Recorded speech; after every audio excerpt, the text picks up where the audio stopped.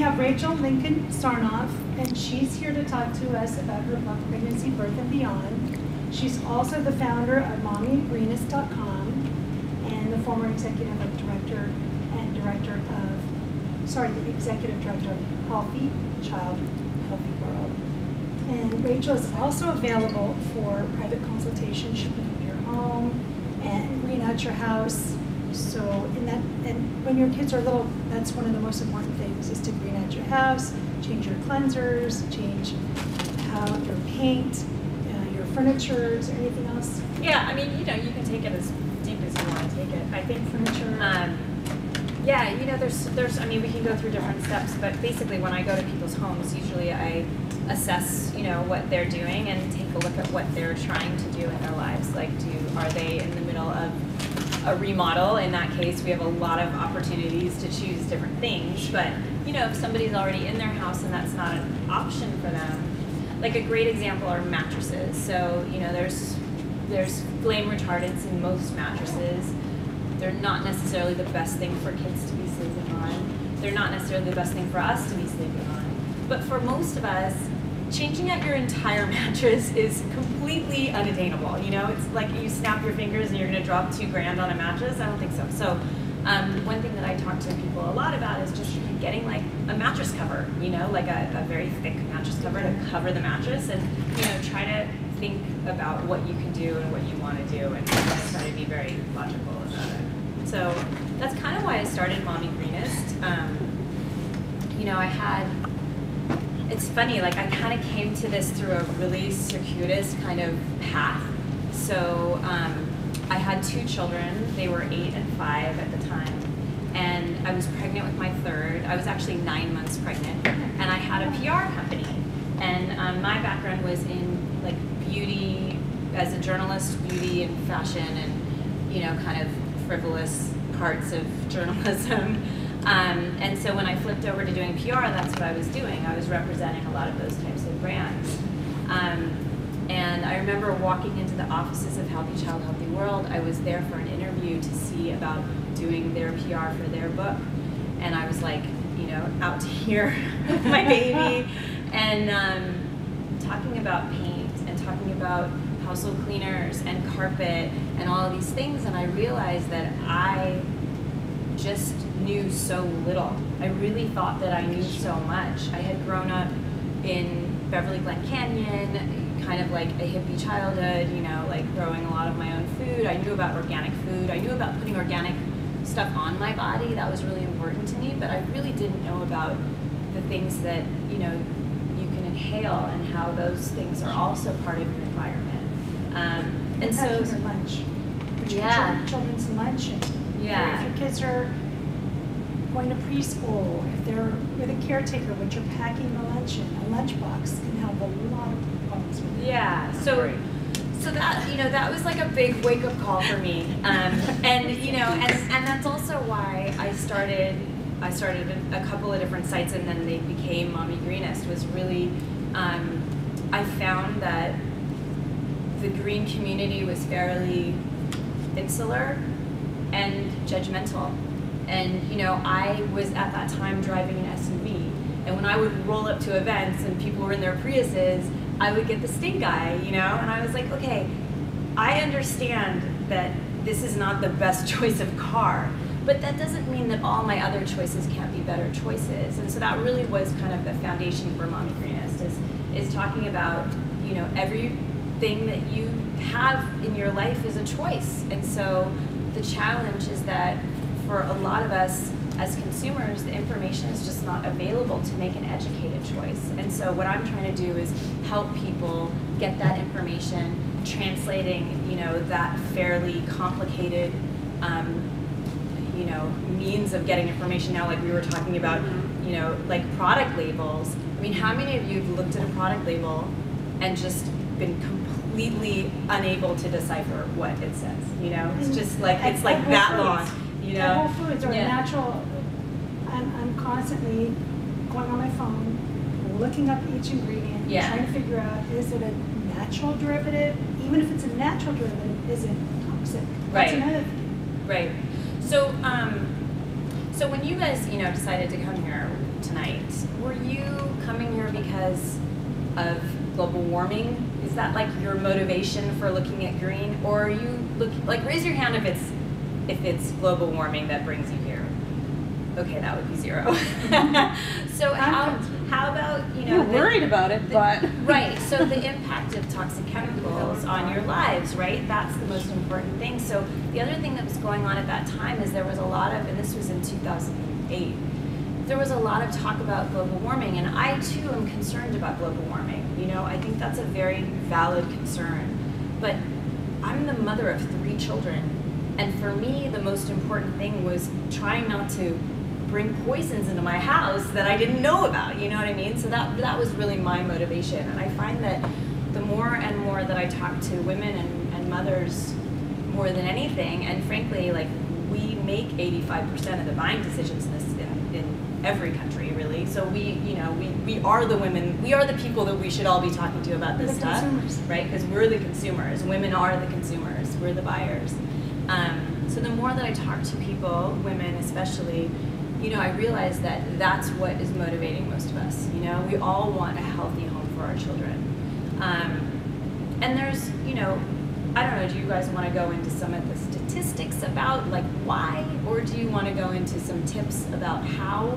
What's your preference? Like what do you want to get out of it? practical stuff like the how tips and Yeah. the daily basis. How old are stuff, everyone's children? Did we discuss that? 2, 1, How 2. old? How old? Yeah, 4.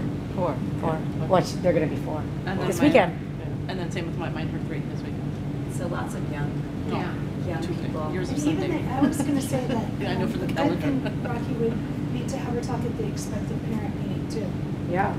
That would be a That's good where- thing. That's what I Yeah. really think. Okay, so I just want to start by saying, which I should have said in the beginning, that I am so impressed by all of you that you are here and you are dressed and you guys all look lovely. Because I remember when I had, my second child, so they're 2.5 years apart, and somebody said to me, 1 is 1 and 2 is 10. And I was like, absolutely. But you guys have 2 is 10 at the same time. So that's, that's admirable.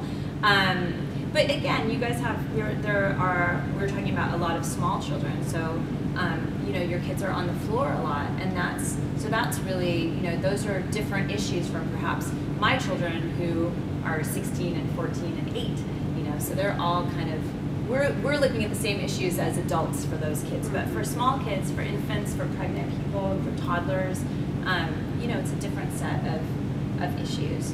The great thing is that it doesn't have to be an all or nothing thing. And it also doesn't have to be hugely expensive. And it doesn't have to be something that's hugely difficult. I think the main thing is that the more you know, the easier it is to shift. And the more you shift your habits, those habits okay, so your laundry detergent, for example, how long have you been buying that laundry detergent? 2 years, 3 years? Is it the laundry detergent that your parents bought? Often those kinds of things are passed on. Once you shift that habit, it doesn't shift back, if it works and you like it. So it's really fairly easy to kind of slowly turn over your life. And it can be very cost effective too. Yeah. So I'm not going to go through the gory statistics, but you guys know, we're at a total crisis right now. We're giving birth to babies that are pre-polluted with 200 different chemicals in their blood. We're all exposed to at least 200 chemicals every single day. A lot of the new research that's coming out is about hormone-disrupting chemicals, like those that are in plastics and fragrance. It's really the same chemical, actually. They're not the same chemical, but the same chemical type. They're called phthalates. So there's a lot of research now that's looking at phthalates and the way that they affect our bodies and how they relate to things like obesity, which is such a challenge in this country especially. So, statistically, right now, 1 in 2 men, 1 in 3 women will get cancer. That's where we are. So I have a good friend whose name is Robin O'Brien. I don't know if you've ever heard of her. she has a project called Allergy Kids. She's an amazing speaker. And she says of this statistic, what is it going to take for us to shift the way that we live our lives? Are we going to go for one and like everybody? Like we're in 1 and 2 right now. You know, like what does it take to move us in that direction? And of course, it has to be more cost effective. Let's be honest. It's more expensive. You know, cheaper. You look at just a regular cleaner could be $1.99, and then you look at 7th generation or the other ones, they could be $3, $4, $5. But I'm saying it's only $1 difference, but every little item all adds up, and it could be like a regular mattress compared to an organic mattress. Right. You know, so totally. we need to make it more. Yeah. Well, I think there's some different issues with that. So one of them is that there's a lot of subsidized agriculture in our country. So like milk, for example, milk is subsidized.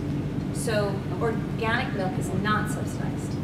So when you look at a gallon of organic milk and it's $4.99, and you're looking at a gallon of regular milk and it's $2.99, and you're like, where do those $3 come from? I'm paying $3 extra to take stuff out. It doesn't make sense.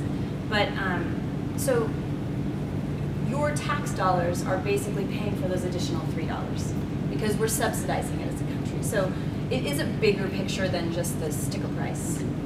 But also when I look at that milk, I'm imagining that what the cows eat, how they're managed. I'm thinking, yes, that's true that they're not subsidizing the organic, right? Mm-hmm. But I'm also thinking I'm paying for a lack of antibiotics. There's so much. Yeah, I mean, there's a lot of reasons to buy organic milk if you can afford it. A lot of people can't afford it, and so that's the challenge. And it's not that they can't afford it because it costs the farmer a different amount. It's that there's an artificial suppression of that price. It's the same thing with high fructose corn syrup, right, which is also subsidized. The corn, the GMO corn is that's in 80% of the products on our shelves now. It's just it's a huge market, and still it's subsidized. So it's a bigger picture. It's like a political picture at that point, But I think that what it comes down to is if you make that choice to buy that $4.99 gallon of milk, you are supporting an organic farmer who's making the right choice, and the margins are growing. Like if you look at the growth of the natural foods market and the organic foods market, it's going like this, and the conventional food market is going like this. So those farmers who are here are looking at, hey, maybe it's time to kind of shift over. And as they shift over, as we get more, then the prices go down. So it is, it's a bigger picture concept, but I totally agree. I can't afford an organic mattress.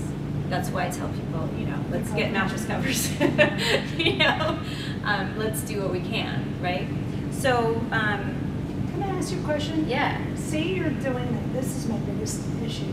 I'm trying to do everything right, and then of course nobody really can. The average person can't afford that, but maybe you're like, I'm not buying a lot of new clothes, but I'm buying organic milk. It's really an individual thing, We're lucky that we can all clothe and feed our children, and that we can occasionally sleep. So, but I'm trying to do that, and then I find what I'm doing isn't good. Like, okay, and it's confusing. Well, I mean, I had 2 children before I came into this space. So imagine, I think that's a big piece is when you have children and you haven't really looked at this, and suddenly somebody tells you that what you've been doing is poisoning those children. You have 2 choices. You can either get really, really scared, or you can just turn away and say, I am not listening to you anymore. And I think that's really where a lot of people are, But the great thing is that there are a lot of things that you can do that are really easy, So we can go through some of them, but like just talking about pesticides, for example, if you feed your children organic food for 5 days, most of the pesticides will flush completely out of their bodies, So there are things that are like longer term, that stay in your body longer term, but there's a lot of things that you can do. But that's how, when I was pregnant and had these 2 kids, I was like, okay, I have a choice here. I can either like take a deep breath and reassess what I'm doing, or I can just kind of bury my head. And so, when you start looking, you're like buying this thing and you think it's great, and then all of a sudden some Even some study comes out and it's not great, and you feel like, oh my God, what am I doing? It's just a continual learning process. I think it is, even when I was referring to, even within that, the better products, the organic products, sometimes you'll find, okay, you thought this was good, and now it's not good. Now we have to move on to this. My mom, it was great, because my mom said, dear, you never know what is going to be the next best thing, but I think it's like what you said, Rachel, you just have to do what you have to keep going. Mm-hmm. Don't get overwhelmed. Do things like take your shoes off. Was I reading your site that said take your shoes off? Yeah, that's one of my little tips. I have a handout for you guys too. I don't know where it went, I but always take off shoes. that's so great because I never do. Now I will Oh no, forever. and I always most have my friends take their shoes and off. many countries do. Yeah. Right, and they do it for reasons that make a lot of sense. Bringing all the toxins from everywhere you go. So if you walk through the grass, for example, there's pesticides on that grass typically and lead, dust, Dog poop. Dog poop. and dog poop. I always and think about that. I'm dirt, like, you know what I mean? like laying on the not to grass. It's so mention- nice. I'm like, oh my gosh, I just thought about the dog pooping. You can just by taking your shoes off at the door, you can reduce all of that by 85%. Put a basket in front of your Yeah. right? We have in my house, we have like first floor, people are allowed to keep their shoes on, and then going upstairs to where people sleep, they have to take them off. And I have teenagers, so imagine like 12 teenagers traipse into my house, and I'm like, please take off your shoes at the door. They your think I'm mom's like so the weird. crazy mom. Totally, totally. So in some of these things, I think, just to the political piece, you look at other countries. So Europe, for example, has restricted, I think it's 1,300 toxic chemicals that are used in beauty products, and in the United States we've restricted 11. So it's a big difference in the way that other countries are kind of helping And they're subsidizing consumers. olive oil. They're subsidizing beautiful things. I that don't actually know. I are don't know good. about that, but that would be really cool. They are in Italy. They're subsidizing beautiful. You can get things that are seen as more like of a luxury. I'm not talking about just regular olive oil like the best or the. And it's not fresh butter. It's not. This country, I think, is the only place where things are, I think, expensive and confusing to buy. I really do. Yeah. Well, I don't live in Europe, so I don't know. But I do know that if I don't know what's in a beauty product, for example, if it's a European product, I tend to feel a little bit safer about it.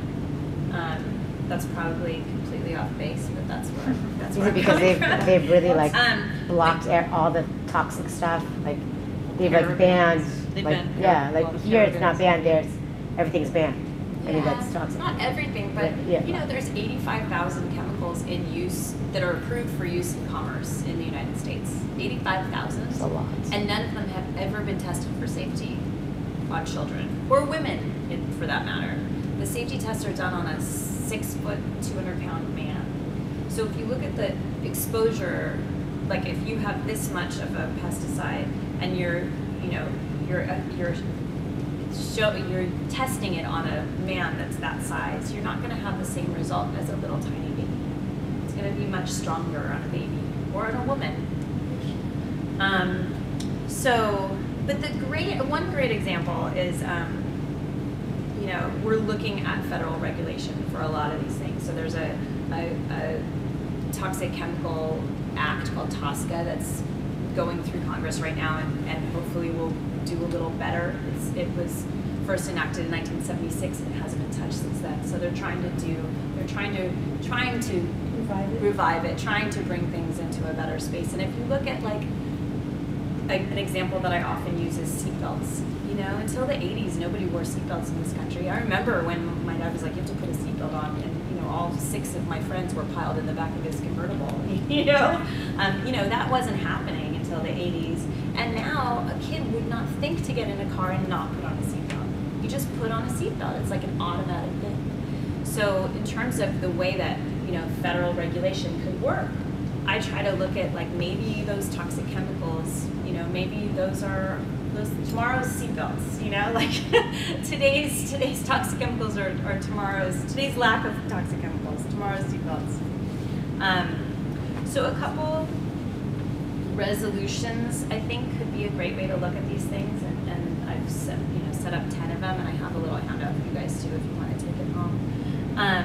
So one of the things that I already told you was the organic 5 days of organic eating. So the way that I kind of position that when I talk to people often is just have an organic week, or have an organic weekend, or a long weekend, you know? Just do it a little bit, try to do it for part of your week. You don't have to do it 100%.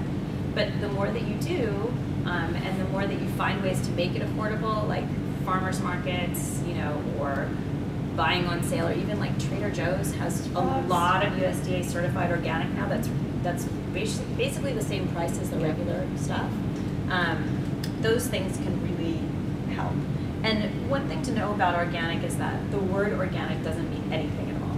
So if you see the word organic on a label, it really means nothing. But if you see the little round seal that says USDA certified organic, that really does mean something. And it's really the only thing that does. Those certification seals, GMO free, USDA certified organic, vegan, if that's something that is important to you, those are really the only thing that can really tell you what is in the product, because all of the words, vegan, you know, organic, natural, green, healthy, fresh, those don't mean anything, they're just marketing. Can I ask you about the Dirty Dozen? The rule of the Dirty Dozen, what your stand is on that? Yeah, so the Dirty Dozen, are you guys familiar with the Dirty Dozen? They change stuff though. Every year they do. Yeah. So there's a great organization, and I actually have worked with them a lot in the past, called the Environmental Working Group. You can find them at ewg.org. And every year they basically assess the levels of pesticides on fruits and vegetables, and they give you the 12 that are the most contaminated. So you can use that, you can get it on your phone, you can download their little list and put it in your pocket, whatever you want to do. But you can use that to determine which are, which have the most, and also if you avoid those 12, just those 12, you can reduce your pesticide exposure by 90%. So it's very, it's a fairly simple recipe. Some of those are like berries, apples. Yeah, it was weird. Apples, when apples hit the top of that list, I was really, I did a lot of awareness with that, because, apples are like as American as apple pie, right? Like Johnny Appleseed, apples are like the American fruit. And now there's 68 different pesticides that can contaminate one apple. So it's kind of a crazy place to be, But again, there's so much organic apple production that now you can buy organic apples for pretty much the same price as regular apples. So why not? And then a lot of them are, if you look for, you don't remember which ones they are, like the things that have the thinnest skin, the things that are the most delicate, the things that you can't peel. If you have a choice and there's a basket of fruit and they're not organic, choose the orange. Peel away a lot of those pesticides rather than the apple. Like bananas and stuff? Yeah. So the second tip is synthetic fragrance. So we were talking a little bit about this before. So, it's again that laundry list on your products that is so incomprehensible. But there's a couple things that you can look for. If you look for the word fragrance or perfume, that's basically a manufacturing loophole. So if you're manufacturing a beauty product and you have a fairly toxic chemical that has an awareness built into it, like consumers are aware of that chemical and then that's not something they want to buy, you can put that as part of your fragrance formula, and that becomes trade secret protected, so you don't have to put it on your label. So that's why something that's called fragrance or perfume can have hundreds of different chemicals in the mix that they're not listing on the label. Just look at your baby products. Yes. Really look at your baby products, because you can see everything. It could be organic, and then you can look at the bottom. It's hard because you also have products that are starting to get greenwashed, Totally. Yeah. But if that's what I was talking about, how it's so confusing. Yeah. It's really, so really you confusing. want to look at the label, and it'll say fragrance derived from essential oils, or fragrance derived from, and if it tells you what it's derived from, then that's great.